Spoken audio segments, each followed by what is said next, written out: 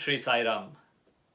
I offer my most humble and loving pranams at the divine lotus feet of our beloved Bhagwan, my mother Sai. I'm very happy to be having this opportunity to share a moment or to be part of this, a moment with Sai. And when I was thinking about it, I realized that a moment with Sai is quite literally a lifetime, an eternity. And at the same time, a lifetime with Sai is but just a moment. And what I mean by that is every moment and interaction with Swami stays with us a lifetime. And for that moment when we are with Swami, it just feels like eternity. Time stands still. That is the kind of effect that Swami has on us. And we are so grateful that Swami is part of our lives. So today I want to share with you a few of those golden moments, some of those that I have experienced when I was a Swami student, still continue to be, of course. It started with, let me start with this one occasion when Swami used to talk to the boys every evening, almost every evening. Swami used to spend about maybe half an hour, 45 minutes, an hour talking to the boys. And on one of those occasions, Swami asked, do you know why God comes down in human form as an avatar? A few of the boys and some of the elders there started giving some responses.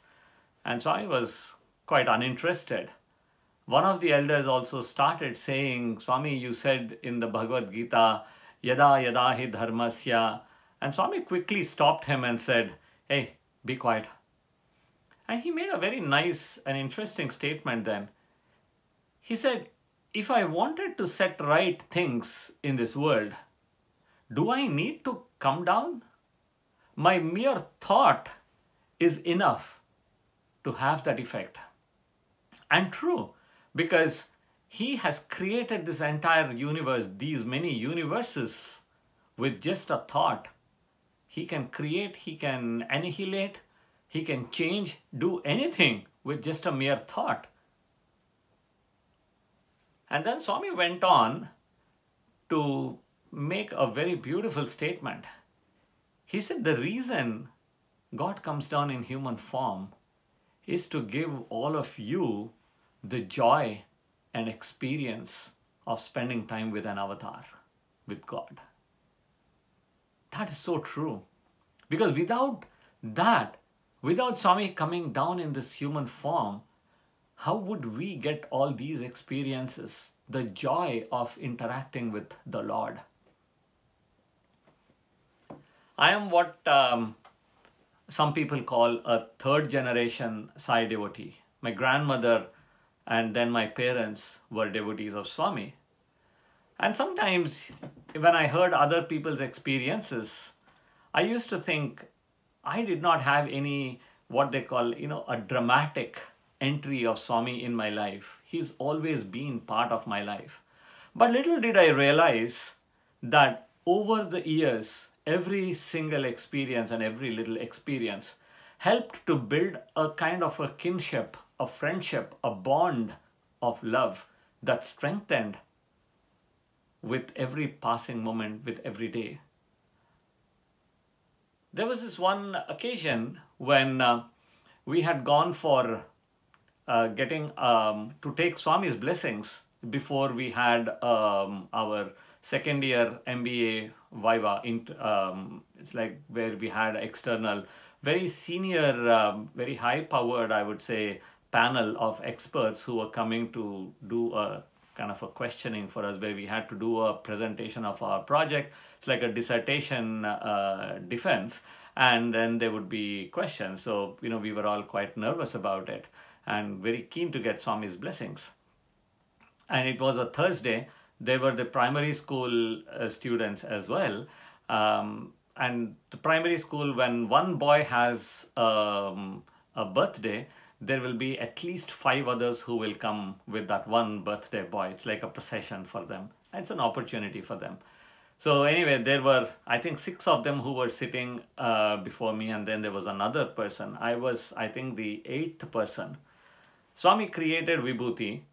At that first boy, I was the last one at this end.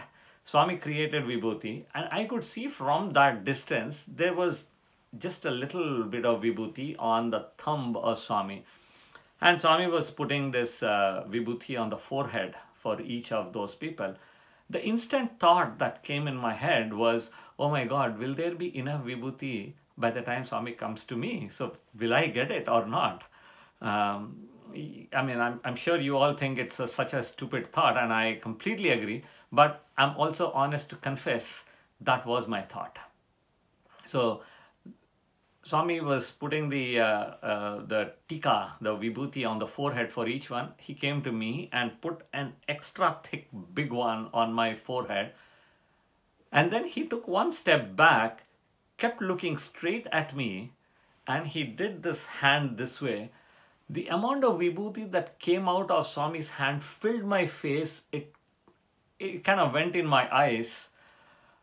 For a minute, I had to close my eyes, but Swami kept looking at me through that. Afterwards, when I opened my eyes, Swami still was looking at me. He was almost staring at me.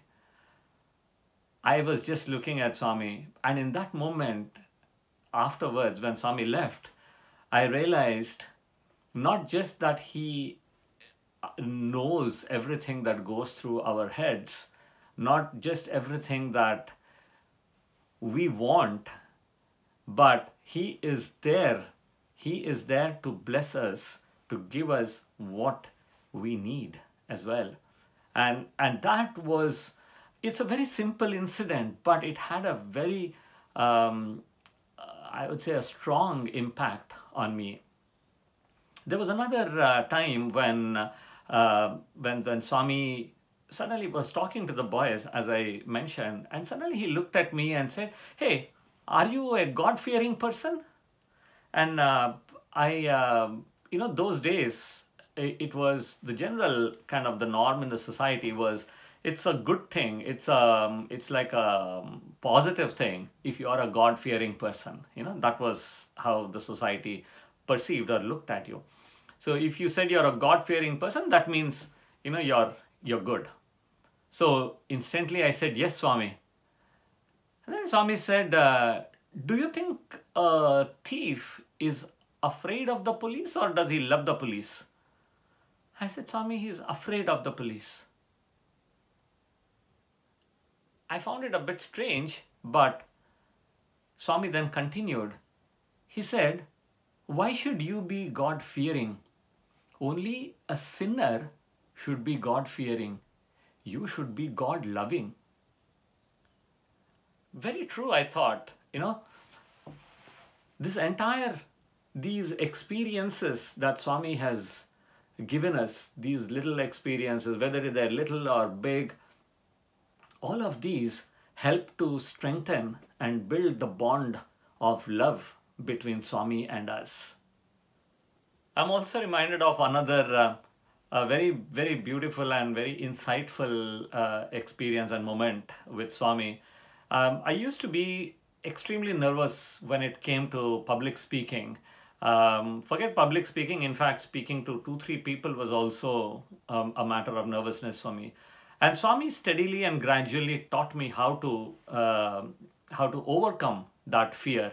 And I remember this one very beautiful incident that happened, which where Swami came out after he was speaking to the boys, and I was sitting a little away. And Swami stood in front of where I was sitting. There were mostly the school boys around, and Swami, without directly looking at me, he asked, "Hey, are you a speaker?" And because he didn't directly ask me, looking at me, I was not responding. The school children around somehow were convinced that Swami was talking to me, and they were looking at me. They were turning back and looking at me as well. I didn't know what to say. While the silence was happening and I didn't respond immediately, Swami happened to be standing underneath a speaker, And just before the bhajans, they play a live the flute music, and that flute music started playing. As soon as that started, Swami's now this time he looked straight at me and said, he asked me, "Hey, where is the sound coming from?" Very casually he said, "Where is the sound coming from?" And I said, "Swami, from the speaker," pointing to the sound box which is above him.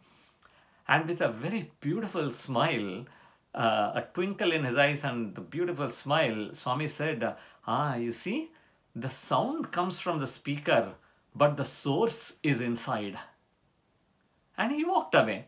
This entire episode lasted less than a minute. And this happened more than 30 years ago in my life. But the impact of that is far reaching, not just in terms of the time, but to me, it is Swami telling me that the doer is Swami. The source of everything we all do is verily Swami. The output may come through us. We are just the medium or the instrument for the output. So whether it is a seva, whether it is bhajan singing, whether it is speaking, whether it is any other activity that we do in our daily life, we should always believe that Swami is the doer. These are some of the moments that have truly, to say that have endeared Swami to me would be, an understatement. Swami is not just a part of my life, Swami is my life. And with that, I pray, of course, that Swami becomes a part of each one of our lives, remains a part of each one of our lives, and we are able to experience Him, enjoy Him, the bliss of being with Swami every moment of our life. Jai Sai Ram.